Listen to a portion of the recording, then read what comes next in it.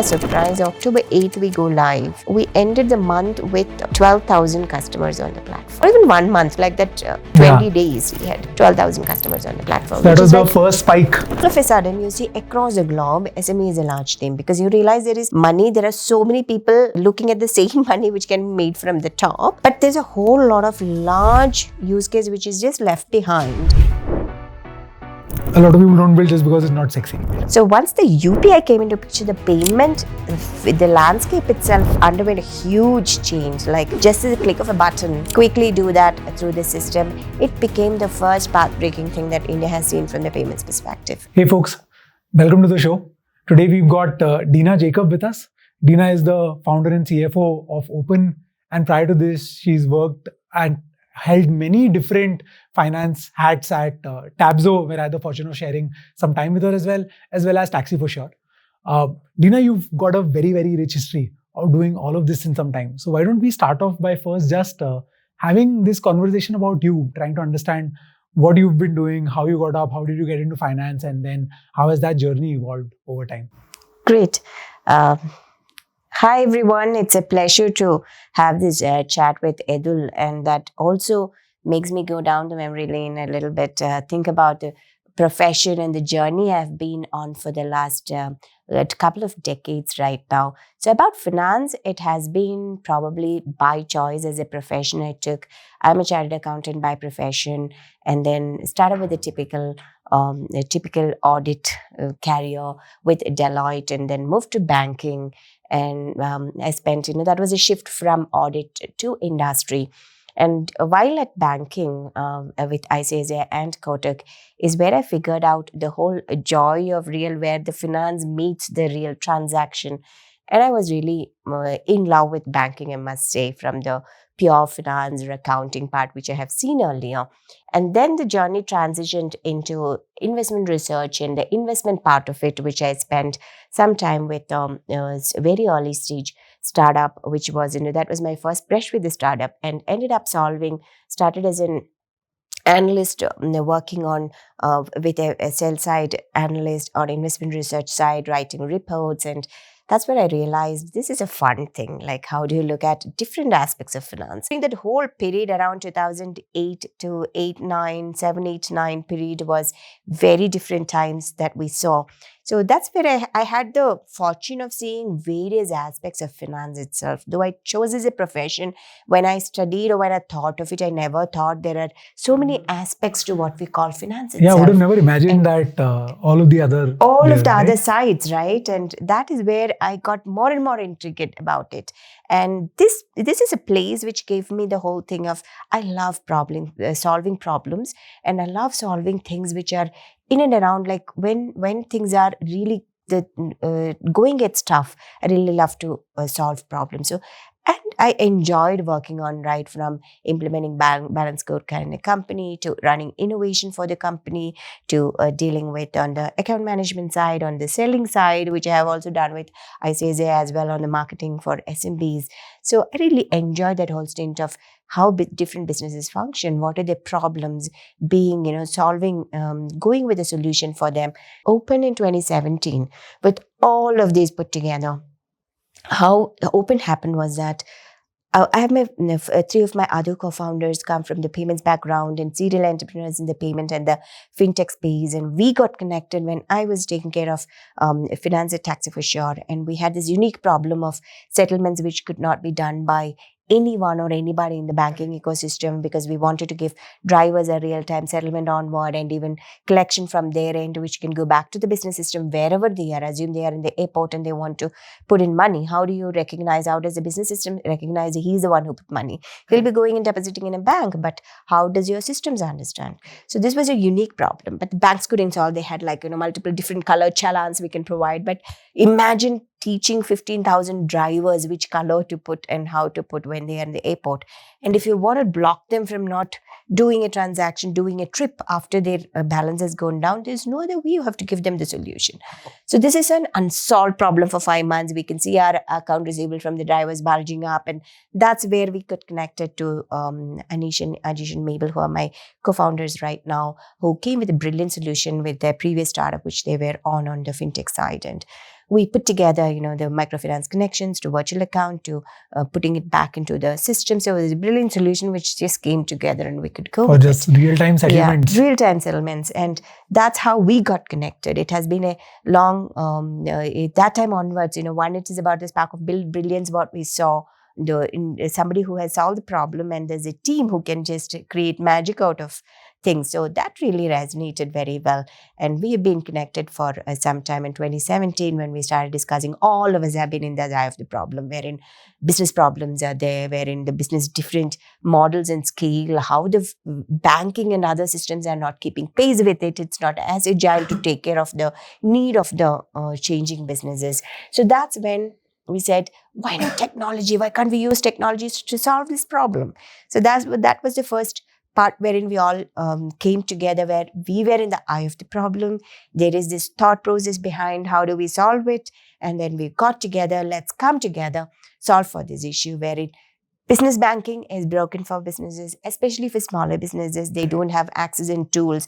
They at least need to have 6 to 7 bare minimum interfaces which they have to connect with, right from banking to a PG for the collection, to a POS, to the reconciliations, to invoicing could be a different tool, all the way to accounting could be a totally different tool. And then if you want to make a compliance possible, whether it is a TDS, a GST, it could be a consultant. Along with that, how do you transfer data? Or even if you want to do it, it's a fairly complex interface. How do you do it? So we said, why don't we simplify their life? Because they should be the ones looking at their business and building it. And that's going to be the backbone of the entire economy. Why do you take off their time, 30% to 40% of their time on all this administrative? Because if they don't do this, they cannot take informed decisions and they cannot move the business ahead. So that is how we started off in 2017. How do we put together a platform where it becomes a single interface? You come in and give back time, and not, the money is taken care, give back time to the entrepreneur to take care of business. Right. So that was genesis of Open, and it is a 6.5 year journey right now. And that's, I mean, tech has evolved a lot, but banking has, not always kept in pace with tech, right? And you seldom hear anyone saying good things about banks from a technology integration and so on and so forth perspective, right? And I think all of us have experienced that from a retail sense as well. But I would love to, spend time with you trying to decode how all of these problems emerge for businesses. And then maybe we can take step by step to figure out what problems they solve. And along this, let's also talk about Open, as to what has been Open doing, how has the journey for Open been over the last 6.5 years as well, and where are you guys now? Right. So banking, I think historically, banking always took care of the money flow part of it. And for any commerce or a transaction, there are two legs to it, we know. One is the money flow leg, and the second is where what is the underlying transaction, which is where whether you're invoice, whether you are to talk about a PO, an estimate. So anything for basis on which your money movement happens, it could even be an agreement or a contract.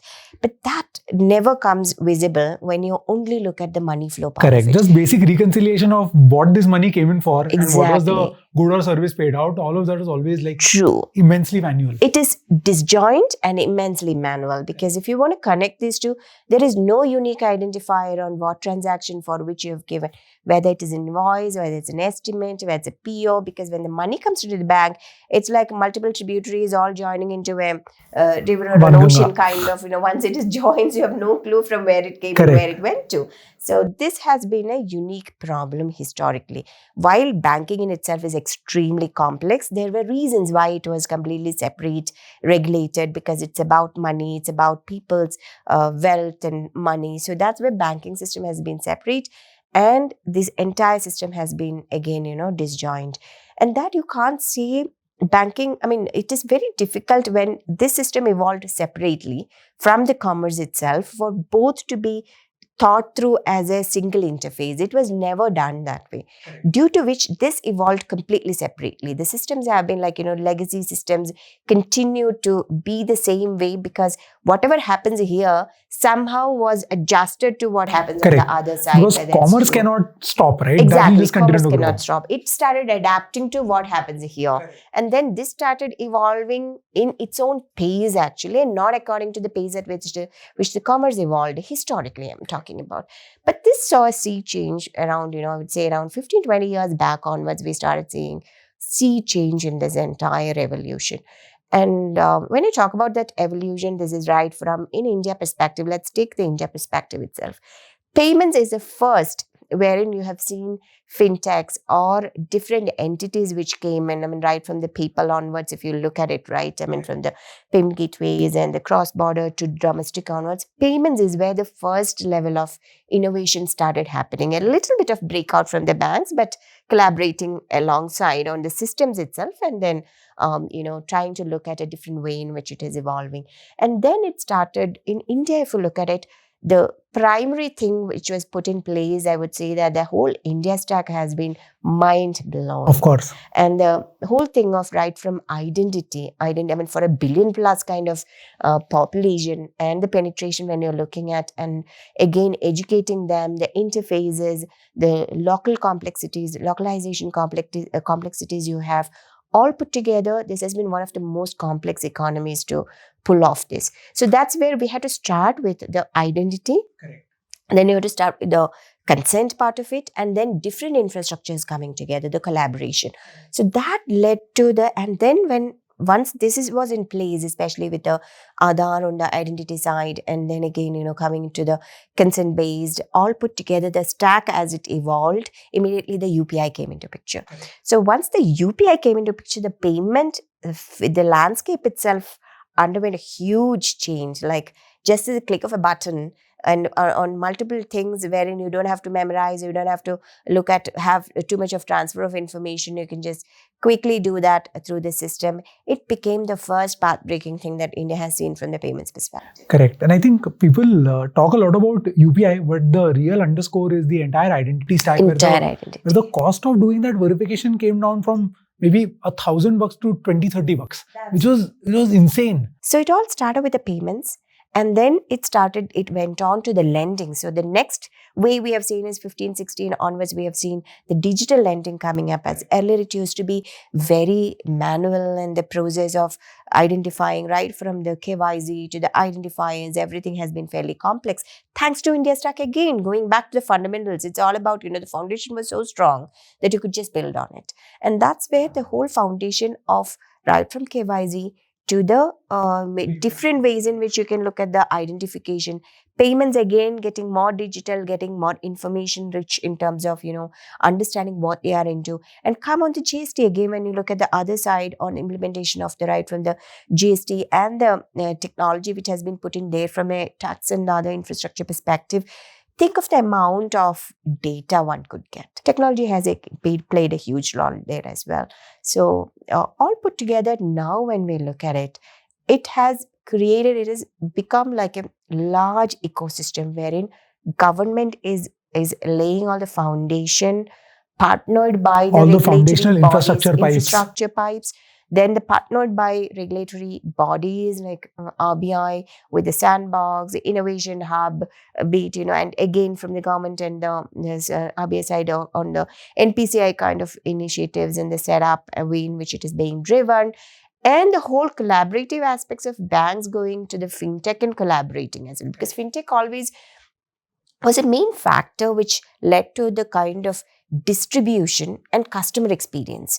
The ease of what happens with the customer, thinking from customer with, it has to be happen segment by segment actually. It cannot be like one size fits for all kind of scenario.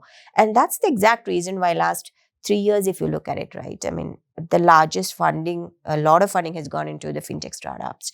And we have 22 unicorns in India in the fintech itself. So all put together, this shows how critical the fintech, because this has been one area which has been lacking huge disruptive innovation for some time. And we are seeing that, witnessing that phase right now, wherein the traditional banking and the other side, which was disjoint and separate, we see a whole lot of things merge together. It's coming to a convergence with technology as the core of it. And then models are evolving around that, which makes it much easier for the individuals and businesses to interact very well with the money movement or the economy, the factors that contribute to the entire economy, I would say. So that's where commerce joining hands with money flow, which again is where, when you look at trends, when we talk about trends like banking as a service, when you talk about trends like embedded finance, it's nothing but these two getting closer and closer and closer together. and closer, because the money flow happening at the point where the transaction is happening. Yeah. So it is going there, and that is the biggest trend we are seeing right now. And most of the fintech or the new innovations you have seen is bringing this closer and closer, whether it's domestic, whether it's cross border, all of that, how technology can solve for it. And that's one big trend. Correct. Because I think what over time what has evolved is that as the number of transactions have scaled up, on the user side, the need to merge commerce with banking has also grown. Having said that, at least from an India stack perspective, when you talk about the infrastructure that was laid out mostly for payments, but banks evolved separately. And as a result, now merging them together is the hard job, right? Which is, I'm assuming, what you guys are attempting to do at Open. So let's talk about that journey at Open as well, right? Over the last 6-7 years, how have you guys worked together to get them together? And then what are some of the insights or problems that you've identified? And then maybe we can move and transition and talk a bit more about how, let's say as a business owner, when I start up today, and how my problems are different now as compared to what they were earlier.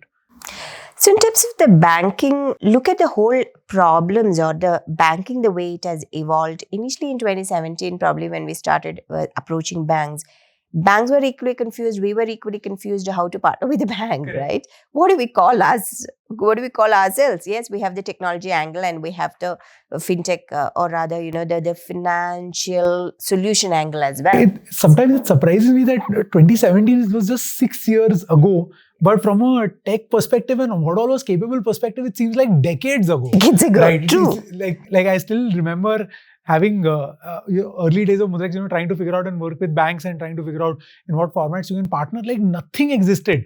Where you are sitting and thinking, how do you build a digital business out of India if this is the state of how banks will work? If you are an entrepreneur, if you think of starting anything, starting a company, starting a firm, starting your own small business, you have everything in the ecosystem which is beautifully blended there. Correct. Access doesn't become a problem. Technology is solving for things. You have specialists and experts who are solving for each of the points, right, from anything that you want to get solved for, including access to capital. And then, the schemes which you have, there are companies which are providing data on schemes, and everything comes together beautifully on their central platform. So far, we never lacked schemes, but I always keep telling the awareness of the schemes. Half of the people don't know this is something which I have access to. This is something which I have the right to go ahead and, claim.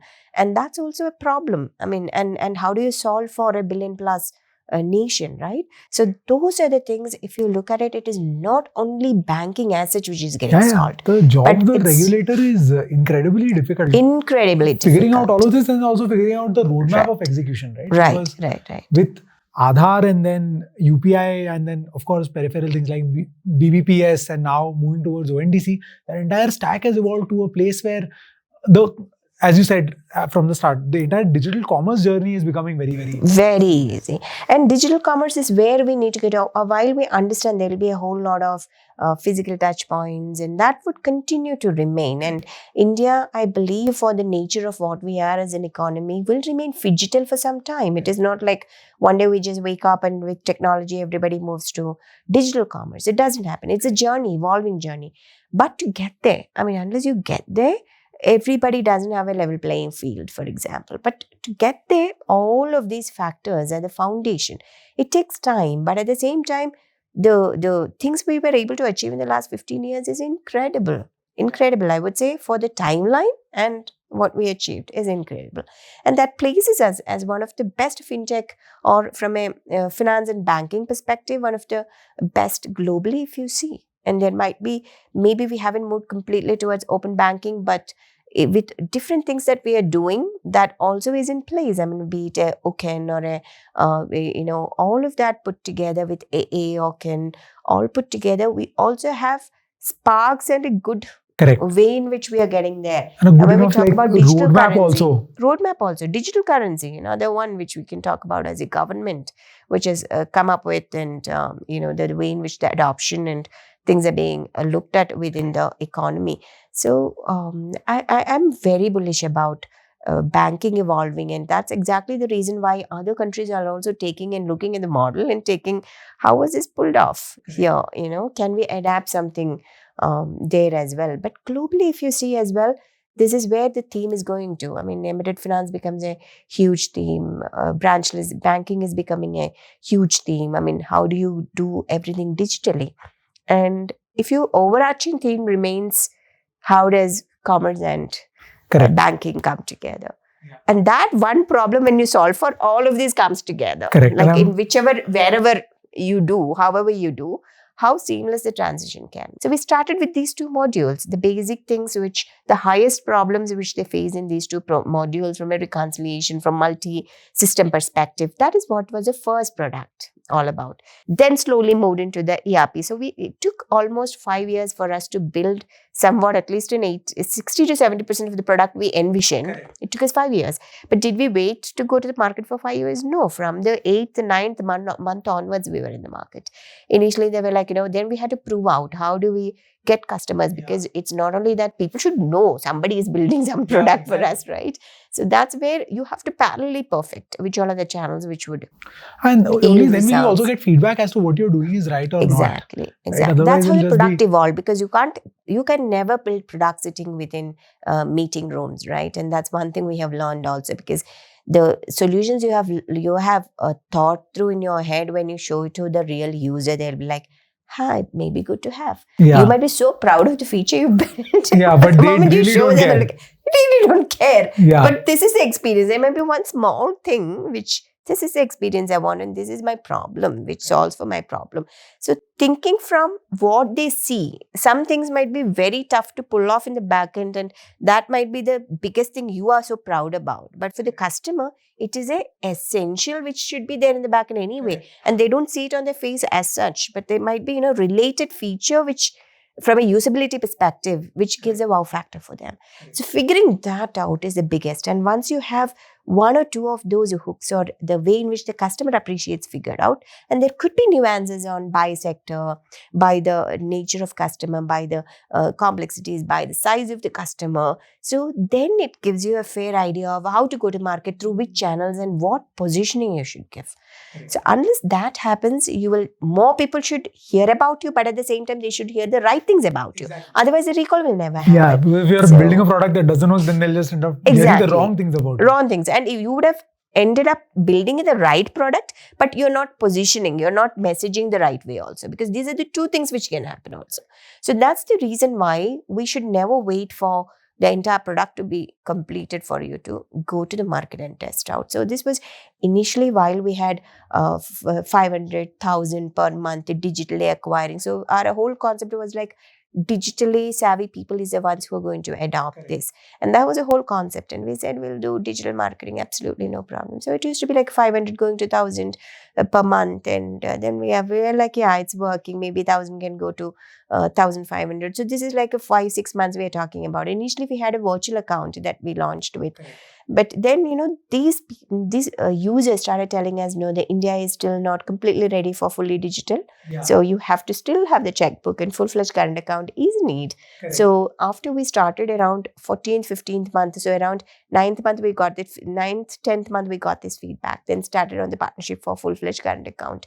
That's how we went live with ICICI as the first current account, which is connected on the platform by October 2018. Oh. So by then, on month, we were, this is from the user feedback, but month on month, maybe we were at around close to 2,000 per month addition. But October, we still remember when we were about to go live, we said, maybe with the new product, we should have next whole year, we should be able to acquire overall about 20K users, most likely. And that's a good number, because close to 2 we are, and then quality current account customers around 20K. And that was a target we had. And to our surprise, October 8th, we go live. And we ended the month with 12,000 customers on the platform. Just in 1 month. Just in one, not even 1 month, like that 20 days, 20 plus days, we had 12,000 customers on the platform. So that was the first spike. First spike, we were thinking of this whole number probably for the whole year. Yeah. And it just got crashed. And then every month we started seeing, and when we started looking at the people who were coming, connecting, because the connection of the account became very easy. They don't have to go through virtual account, and they can do any transaction. It becomes a easy interface, and there were other things connected to it, invoicing, the payment link which can automatically go, reconciliation, all of that put together. We started seeing a lot of offline businesses coming. Then we were curious. We started asking them, what made you come here? And then what we realized was, though we initially thought it could be e-commerce kind of online savvy merchants, anybody who would have done an internet banking interface, who would have gone through an internet banking interface would have had this problem, and they would still know how to operate. So we had people like, clusters like rice traders, bunch of rice traders. When we speak to them, how we refer to our friends. So on referral, it started working, because once they found it, the entire cluster, they started spreading. Correct. So then we had various, the FMCG, the supply chain guys, a whole lot of construction. There are so many industries which we never thought would started adopting. Then we realized this problem doesn't stop with SME. It's like across business, they have this problem. So that's how the evolution started. And when this started, numbers started coming up. Then we started seeing, more and more banks wanting to even work on the infrastructure itself, and started the partnership, because they started believing in, yes, this could be a good place for us to both acquire and retain customers. And it is not like, a simple current account provision is not what the future is going to look like. Maybe we need to give a full-fledged power pack current account for them. So that's how the journey started evolving. And from that one bank, at that point in time, today we stand with around 19 banks that we have connects upon. And probably, the platform can now be spoken about as an open banking platform. Yeah. Because, the at the scale bank accounts, they can just connect, and from any bank you can take the data, look at it in the totality. Sometimes we ourselves, with the kind of number of bank accounts we have, we ourselves don't have the full view of what's happening in different accounts, right? So think of it as a single interface which comes, at least even the basic data of what happens where is a huge useful factor to have. So when you look at these small matters also on a day-to-day basis, is a struggle. But you might be told, okay, fine, just connecting the bank account might be just another feature, just another partnership would have gotten that. But from a user's perspective, it is immensely useful. Correct.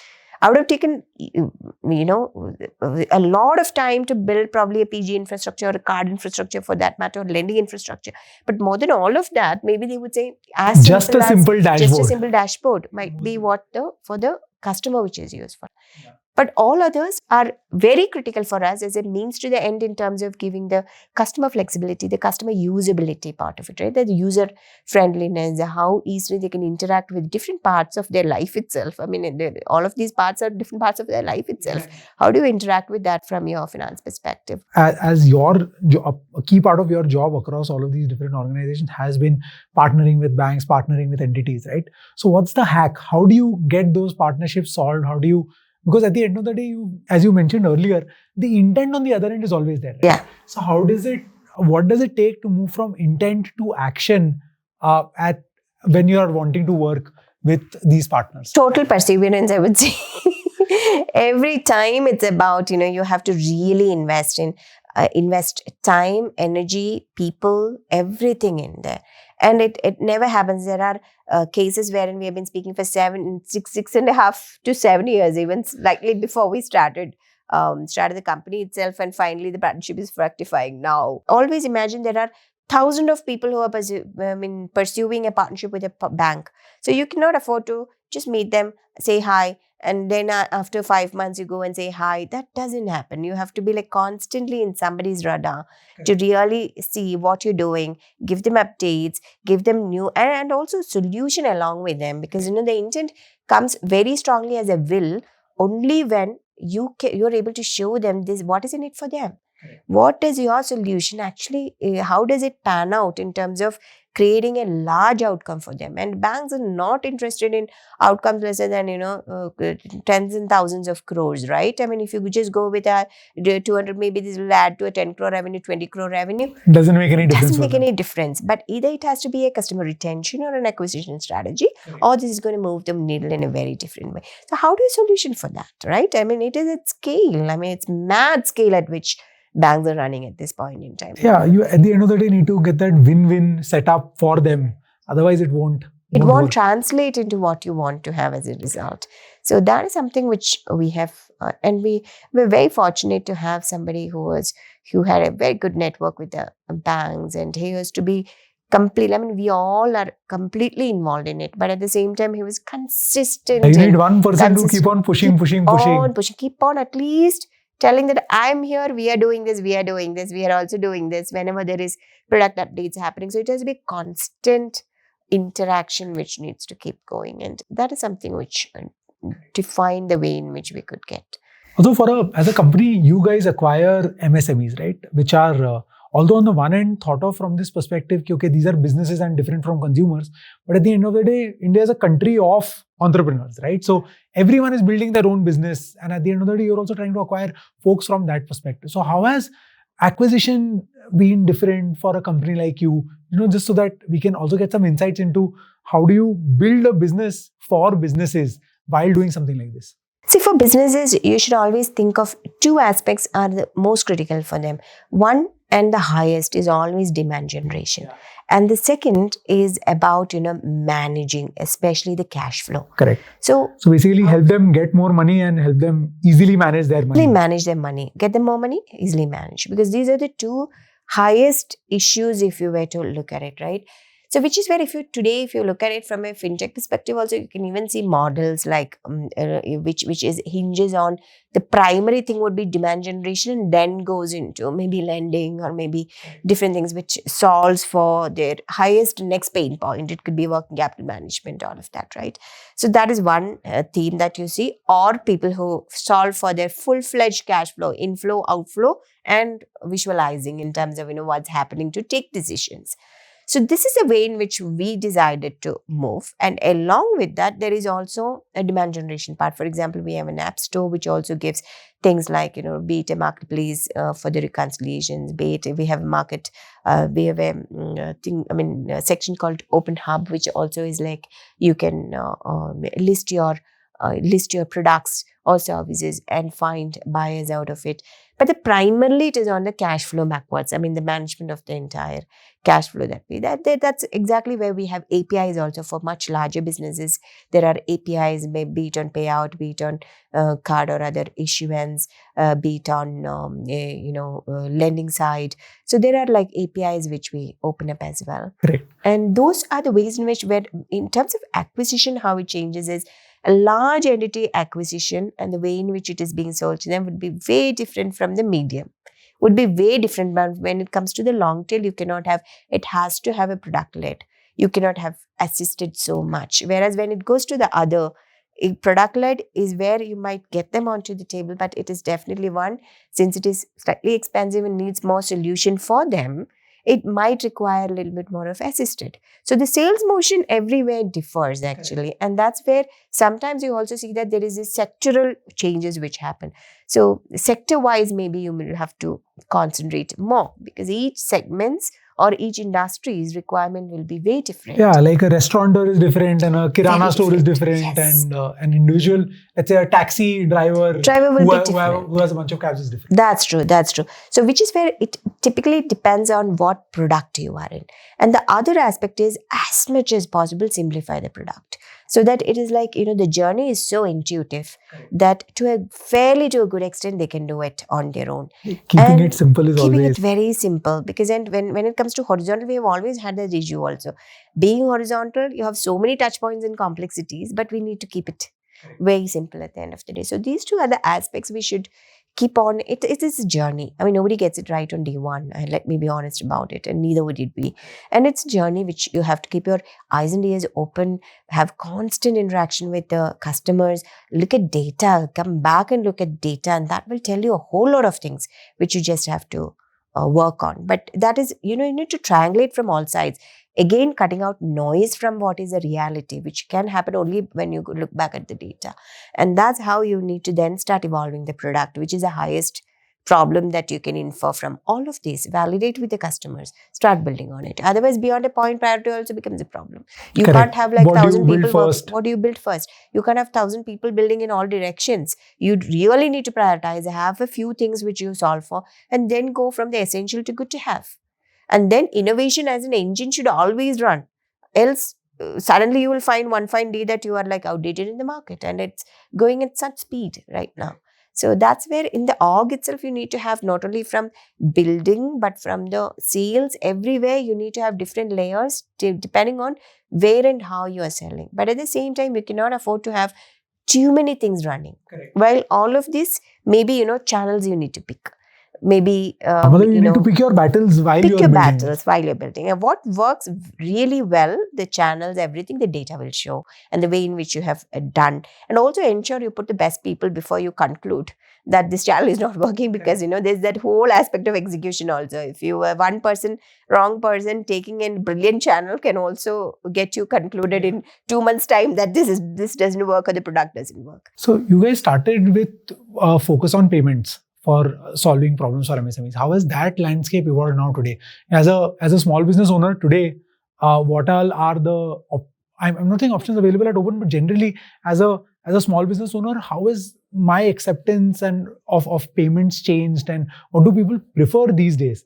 And if you can talk about it from the context of an individual small business owner, that will also be really useful. See, individual business owners, if you see initially, they always preferred cash. Correct. In the initial days when we were, cash was the king and queen and everything actually. But we've seen that evolution happening again, from the UPI penetration to pandemic, all put together. Cash has become, and demonetization also, of course, was a big factor. Cash dealings have come down drastically, which also, looking at the UPI, the volumes which has gone up, you also know how UPI things happen. It's crazy course. right now. And you go to any length and breadth of any small town, small city, tier 2, the rural areas, you still have connectivity and UPI right now, right? So that acceptance has been like huge over a period. So at Open also, we have all the kind of options which we can write from UPI to a card or a full-fledged PG collections, including the bank transfers. Again, bank transfers also can be through the virtually. First, it's a virtual kind of wherein reconciliation is completely taken care. And then you have think of a small merchant who also looks at like multiple QRs they are sitting with today, and there could be multiple POS also. And it's not only for a small merchant, larger merchants also, reconciliation between all of these is also a problem. They have no clue which all transactions got settled, which didn't, how many POS machines, the reconciliation between different of them to have the transactions.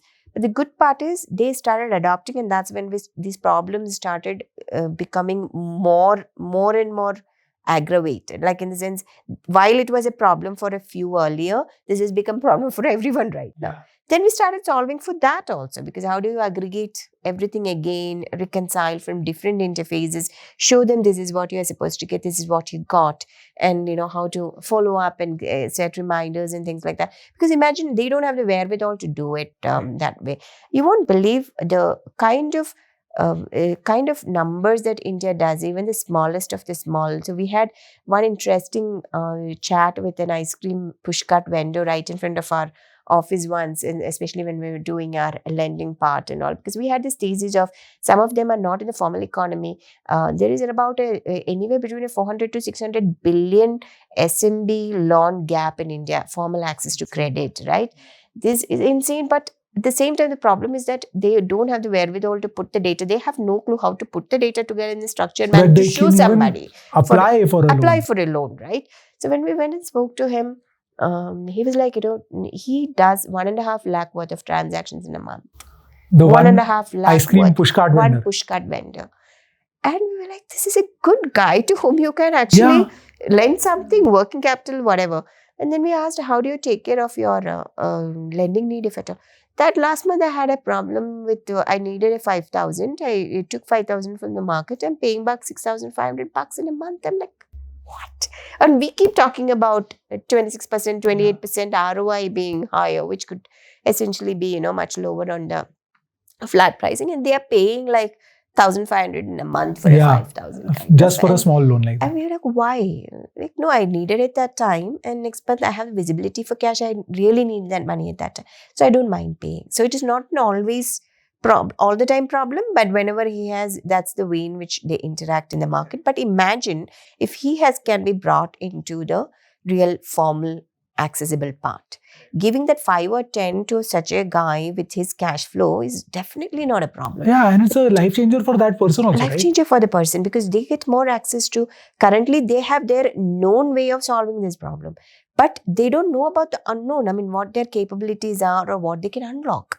That is something which we need to help work with them in terms of, bringing them into the more and more of this formal economy. This can happen only with tech, only and only with tech. Right. And this becomes, think of loan today, we talk about it as term loan, line of credit, you have CZ, you have different products, but all these products are from the nature of what it is. Technically, a loan is supposed to be at any point when you are doing a transaction. If you don't have real cash in your account, can you draw down at that point? That's what you are supposed to do. Yeah. So that's how the BNPL got evolved. But in B2B also, we don't see so much of a BNPL right now. So that is where you can move to. Again, that can only happen only if at the point of transaction, this becomes a third or a fourth option for payment. Correct. It can be part, for example, but that should be a part of your checkout page or a payment gateway kind of option than being somewhere else you draw down, club it with what you have and pay. So that's exactly where we need to move to. And this is what we have started working on and started seeing a whole lot of adoption, because the moment it is embedded at the time where they have to do the transaction, you see that the use case is much higher. And we also have this product of which goes like when you are sending an invoice to someone, they can then and there go through the loan journey. If they don't have a lending line, they can set it up if they are eligible and then pay. Right? I mean, that's the way in which things can evolve. Like, you think of how does each transaction get underwritten? How does each transaction gets loaded with the entire checkout page in terms of you have all the capabilities opened up for you, and with this click of a button or just a tap enabled. So that evolution is something which we are seeing. We've seen a lot in the consumer side, but B2B took its own time for whatever reason. But what we see is right at the beginning when people were asking for check printing all the way now to people asking for more and more ease of payment options, we know India businesses are also changing from cutting checks all the way to we're completely comfortable, move to digital and connect to interfaces, payout. So they are asking for the whole fact that everyone they are is very wanting finicky if the automations bulk now. upload is not there or a bulk payout is not there, shows they are really shifting to 100% in terms of, digital. So, Deena, continuing to talk about payments, I've personally experienced this as well, that in India over the last decade, the rate at which payments has changed has been incredible. And most of the countries outside India have not caught up. So what are your thoughts? How have things moved? And where is India versus the rest of the world when we talk about payments and finance and fintech? So if anybody has done a transaction anywhere US, I would always say for everything else, I feel they are at least a decade ahead of the rest of the world.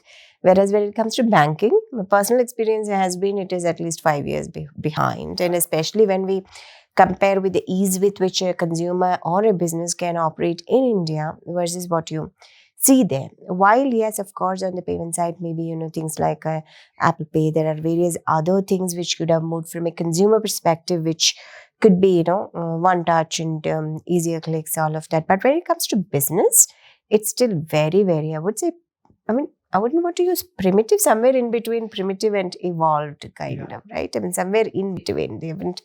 They have definitely left from there, but not it reached here kind of. So that way, India has made huge progress. And that's again, I would go back to India stack, because whole lot has been built on the entire layers, which leads all the way up to it. And that's exactly where UPI is a pathbreaker, which is coming as well.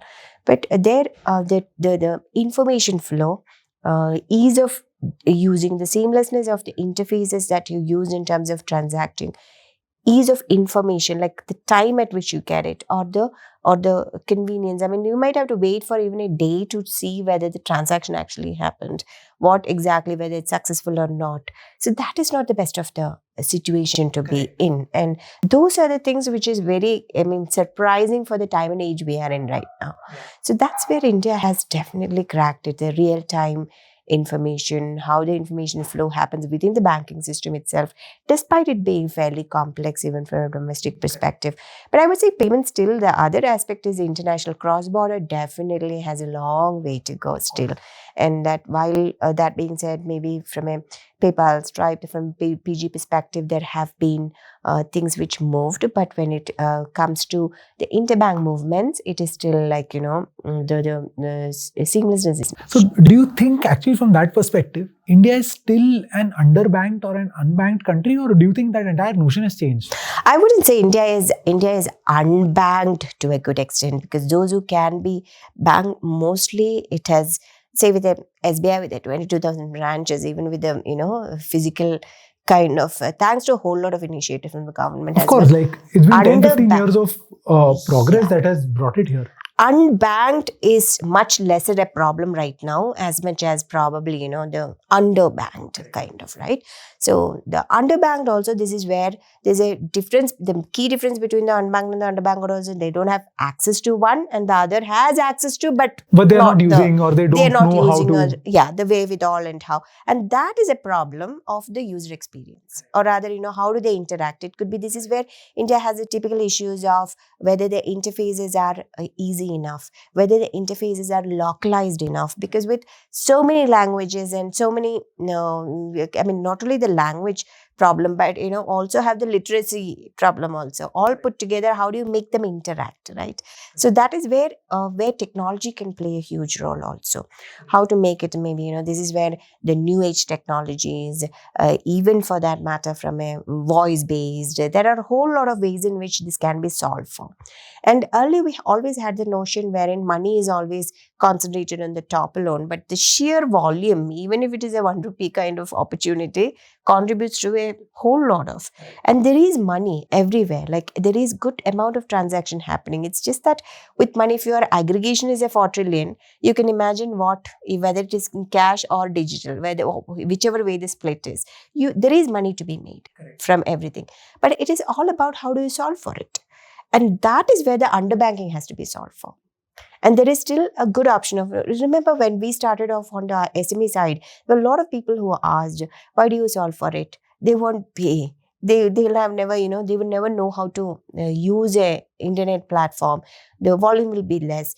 But actually, when we went to the market, what we realized is that whether it is a English to a good extent, or if you are just giving at least a Hindi, there are ways in which you can reach out to them. If you just go with a high-end interface with just English and just a few things even on the chat and all, if you are only hell-bent on only English, there are limited ways in which you can Correct. make them bang or make them interact. Yeah, basically It's they're not willing to pay over there because you're not solving their problem. Not solving the problem. So there are a whole lot of problems which they're willing to pay also, if you are solving for the right problems.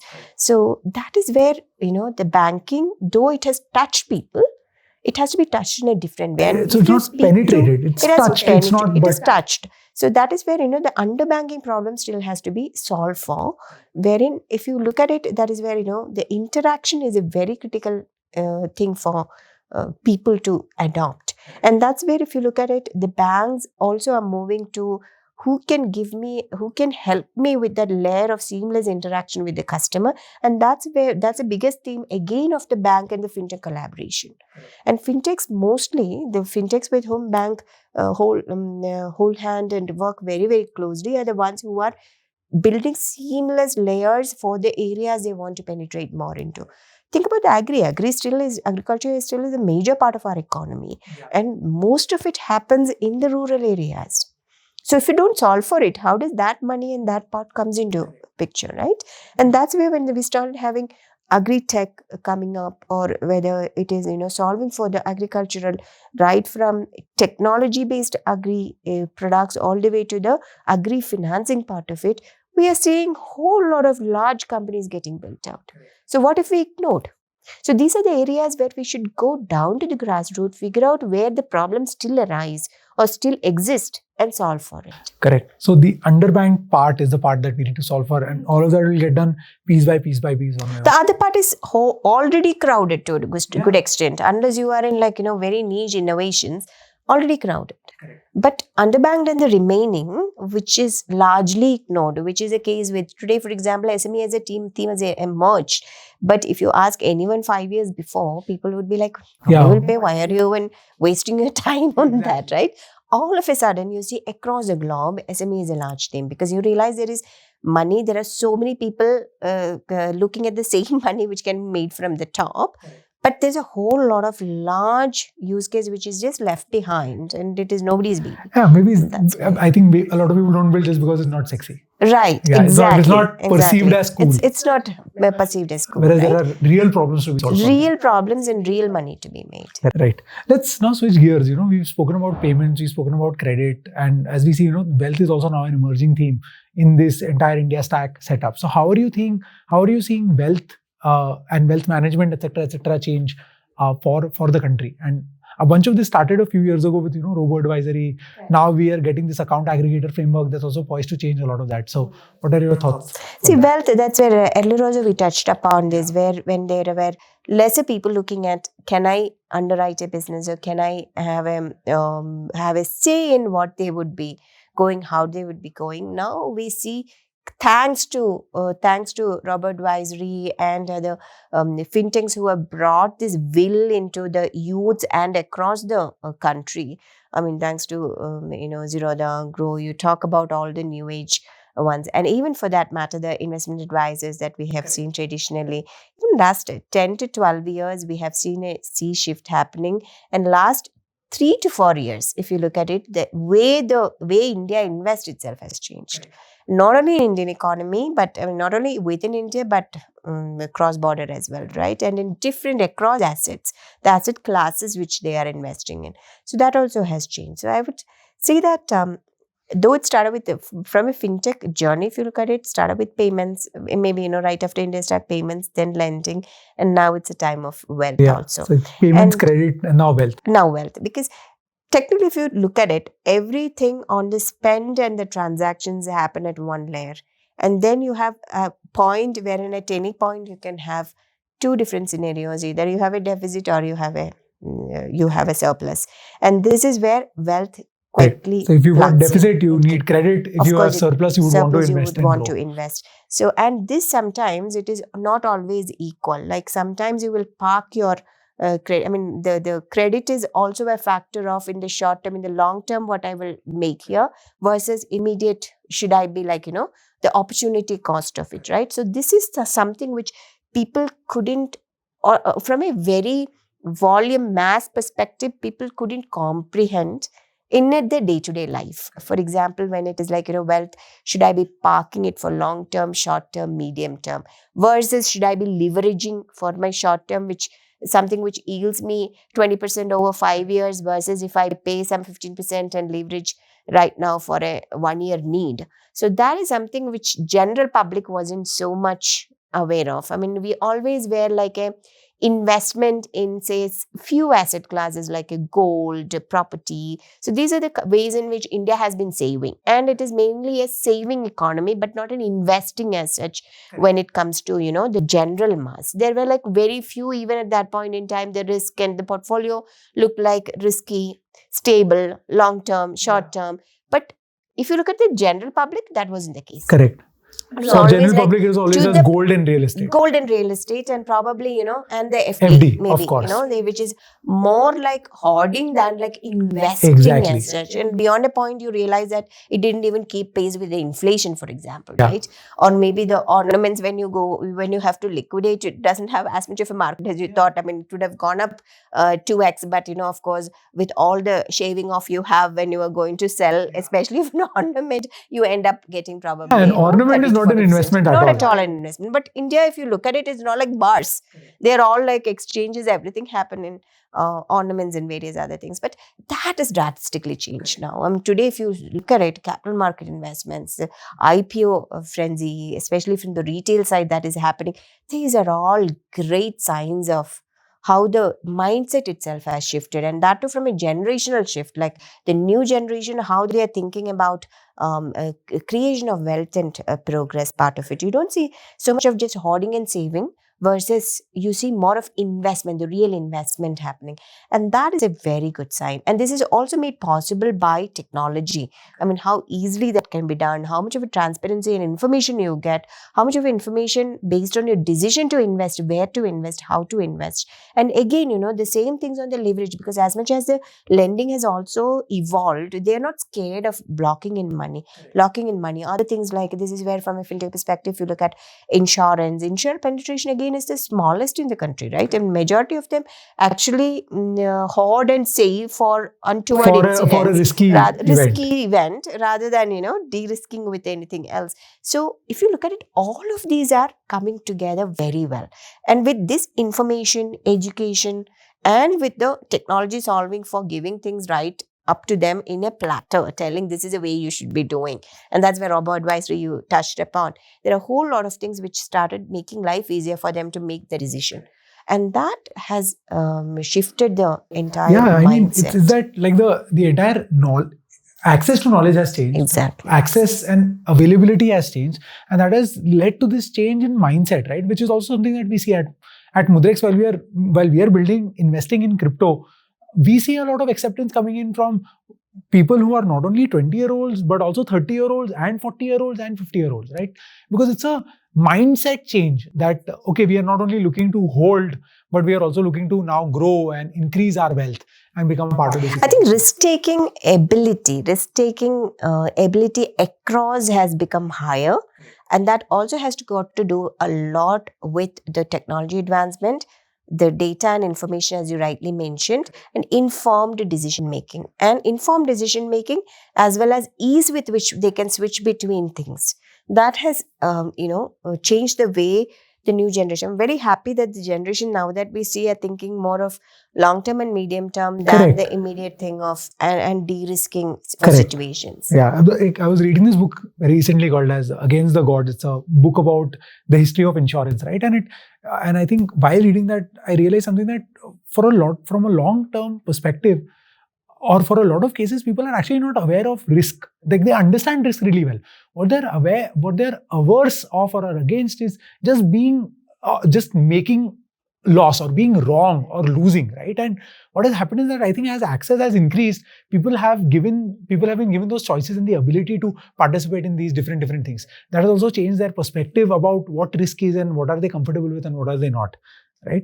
It's very true. Yeah. So on that note, how do you personally invest, Deena? Like what does your portfolio look So like? I'm generally a risk taker. So at the same time, I'll go with the heart, and I don't believe in my lightest and the smallest would be FTs. The rest, I have startup investments. Yes, I do, but at the same time, it is more about the team and the idea, and I haven't been looking too much at it. It is more from the heart, I would say, than thinking too much. So like a gut feel whether this will work or not. And then, of course, capital markets I look at, and then real estate is another. I still go by, because that I believe if you do it right, it can beat inflation to a great extent. But that you should be looking at the right space. Where the dearth of space would be there at some point. That's the only way you can look at it. And it's a diverse portfolio. But yes, what I don't do much is for the safety part of it, which is both good and bad. But I think, each person's investment philosophy has to be very tailor-made to extremely personalized, because you should never go into uncomfortable territories for sure, and you should have your own thesis about things.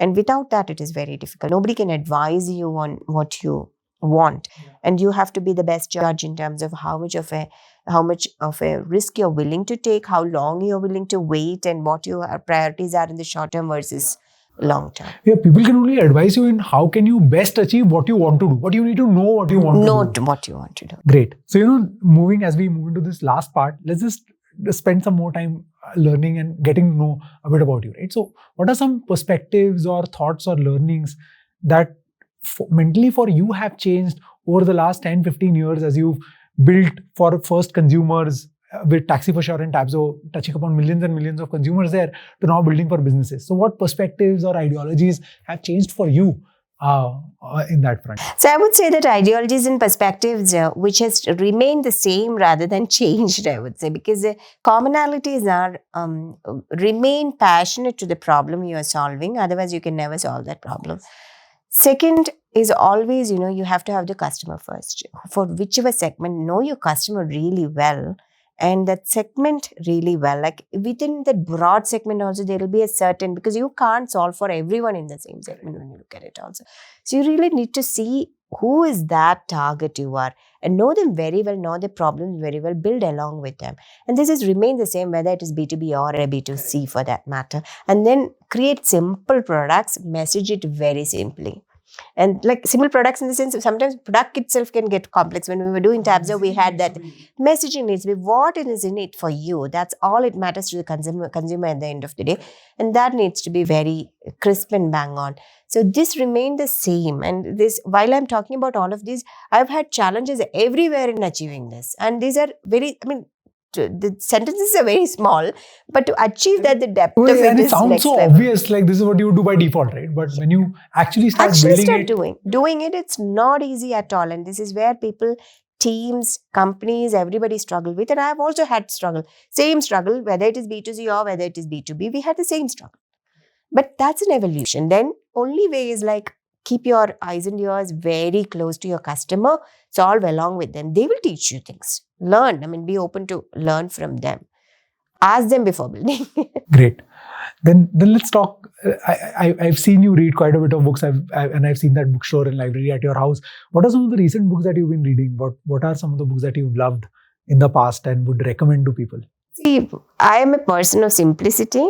So one thing which has kept me very, very motivated, because as an entrepreneur, there are days when you actually doubt yourself. You are like, really, are you onto what you have to are you making an impact? What exactly you should be taking the path? So two books which has really helped me are like small little books, but which was highly motivating. And whenever I feel dejected, I go back and read them still. And those are Jonathan Livingston Seagull and The Little Prince. So two of them. So one gives you the perspective, the different perspectives that you have in your head, how others can't see it at all. But if you believe in it and if you have a different way in which you can look at things, there are ways in which you can turn around. The other one is when people say you can't. Do you have it deep within in you? And you can push through. It comes back to perseverance, right? Like what we were talking about earlier. Back to perseverance completely. So I think, anybody who is looking at startup entrepreneurship, keep it very simple, but have 2 or 3 anchor things which you can go back to. And rest of it will be, I think, as you evolve. Recently, I read a combination of books, not only on the on leadership. Maybe there are times when you solve for certain things, you start reading that. There are times when you really want to have a different perspective. So recently, another book which I read was The Covenant of Water, which is nothing related to business, but has been a brilliantly written book. And that also talks a lot about the place where I come from and different perspectives. And that I really loved. That was the recent one which I finished reading, which also comes from, I love art, I love creativity, I love environment. So all put together, this was actually recommended by an architect friend, and I loved it. And sometimes I feel we all need to take a break from all the business thinking we are doing. Yeah. We need to go back and look at some things which gives us real joy in life. Real joy in life in the sense something which is slightly different from what you do. Otherwise, fatigue can also come in if you just think and breathe only what you are doing. Of course, we enjoy that, but at the same time, after the break, when you come back, your brain itself works different. Right. So you're talking about joys and pleasures. What's the one experience or purchase that you did recently, let's say below 10,000 rupees that you really, really enjoyed and you would highly recommend? I got one small wind chime from Auroville recently, and that every time I hear the small, little, tiny, lovely sound that it makes, I'm like, this is an investment I really loved, enjoyed. Probably a 2K, but these are the simple joys of life. Excellent. Yeah. It was great having you, Deena, on this conversation. Is there anything else that you would want to cover or you would want to tell the audience today?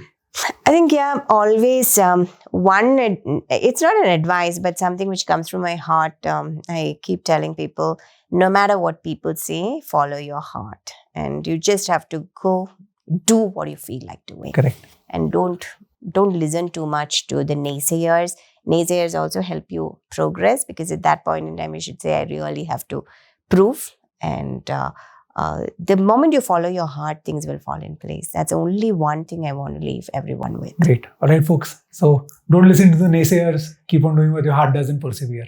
That's the advice that we have from Deena today. Thanks a lot, Deena. Thank you. Thank you. It was a pleasure.